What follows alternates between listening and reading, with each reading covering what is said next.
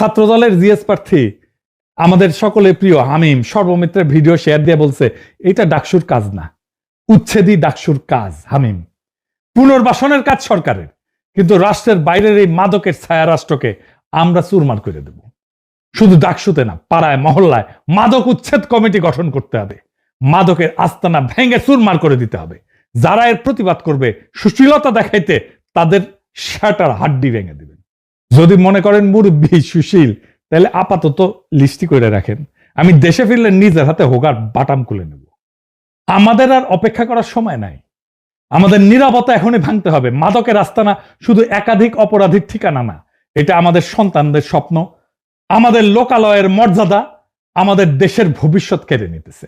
ডাকসু হোক, পাড়া কমিটি হোক, পুলিশ হোক, শিক্ষক হোক, সবাই মিলে স্পষ্ট একটা বার্তা দিতে হবে, মাদকের সমাজে স্থান নাই। এটা শান্তিপূর্ণ কিন্তু অনড় লড়াই। মাদককে সামাজিকভাবে নির্বাসিত কইরা সমাজকে পুনরায় অন্তর্ভুক্তির পথে নিয়ে যাওয়ার একটা লড়াই। আফিমের মতো আমাদের ফেন্সিডিলের দাস বানানো যাবে না।